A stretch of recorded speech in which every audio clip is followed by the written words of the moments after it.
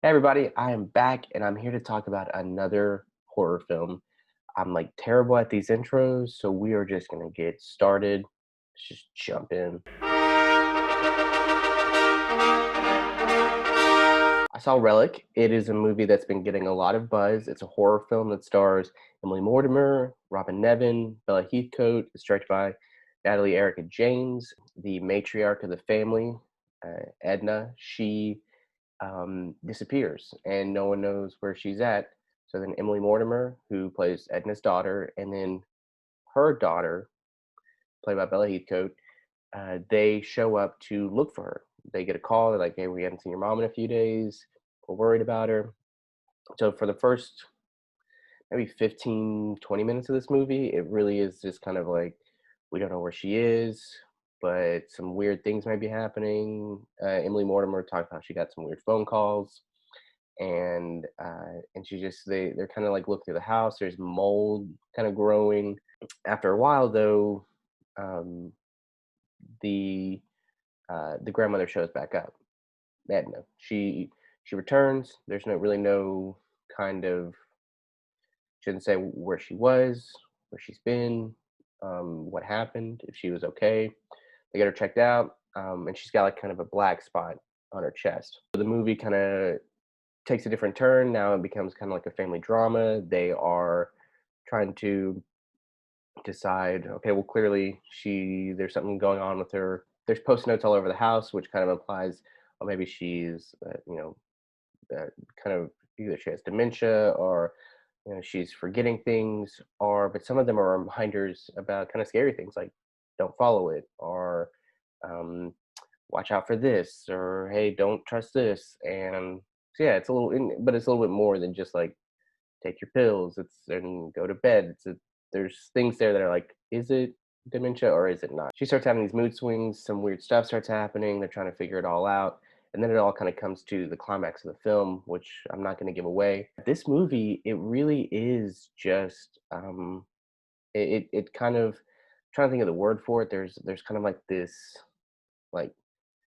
kind of new genre that's kind of come up in horror films. It's where it's like it's your Hereditaries, it's your Midsommars, it's your The Witch, It Comes at Night, It Follows, where it's a horror film, but it's kind of like a slow burn, or it's saying something more than just like, hey, there's a guy and he's like stabbing people. So, and this movie kind of tackles a subject that I think a lot of people deal with. It's about growing old. It's about dementia. It's about family. It's just like this beautifully made film about like family and what we do for our family and kind of watching them wither away. There's just this idea of um, you know just the house is dying and so is Edna, and just trying to figure that all out, but with some like genuinely like creepy moments. There's some great work of like with like lighting and shadows and just like great tension. Yeah, it's that's what really this movie kind of like succeeds in. It's just like ramping up the tension. This movie it is not going to be for everyone. It- it's not like I said. It's not your typical horror film. I don't think like teenagers are going to love this movie. It's been getting a lot of buzz. And so that kind of gets more people watching. But I promise you, like it's not for everyone. This is a movie that really is more of a family drama than it is a horror film. I would say like it wouldn't be like a great watch if it didn't, like if it didn't really say something or if it didn't really kind of, have these sweet moments or these like heartbreaking moments. There's some pretty like gnarly parts to this. Like that's really like not gross. I mean, it's gross, but there are some moments where you're like, "Ew, ew, ugh, oh, gross," and you're like, "Oh, why? No." Ugh." So yeah, that's just another kind of be ready for it. It's not her first film, Natalie Erica James. But it's kind of like the one that's kind of getting her name out there, which is really exciting. And it's kind of it's this, uh, female-led film like all around, and it's just really great, and it's awesome to see that, especially in horror too. Like I think we're getting more films like that and more voices like that, and that's really neat. And I'm excited to see what's next for her. The performances are great. The camera work is great. Like there's some cool tricks that they do with the house that is really interesting.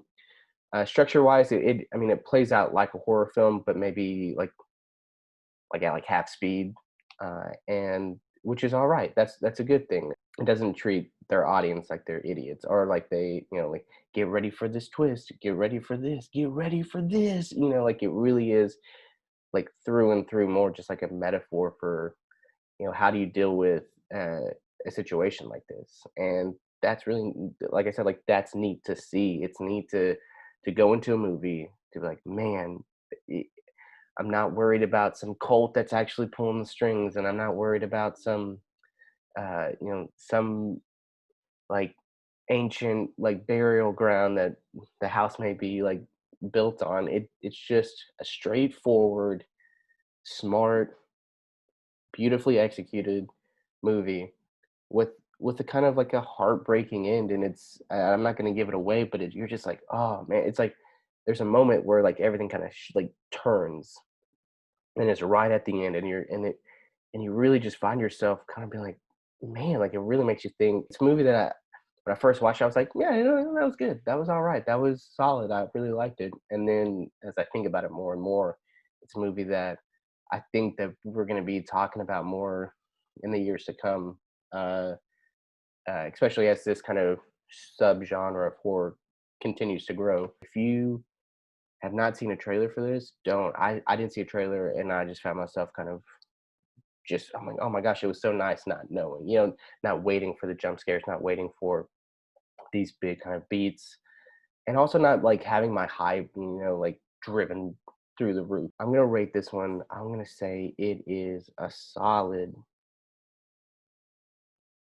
7.5 out of 10. It's not my favorite kind of slow burn, but it's a movie that I'll be thinking about from time to time, and it may grow on me even more as I get further out. But check it out. It's on streaming, or it's on, yeah, I think you can rent it on demand. And let's get this hyped. All right, that's it from me. I'll see you guys next time.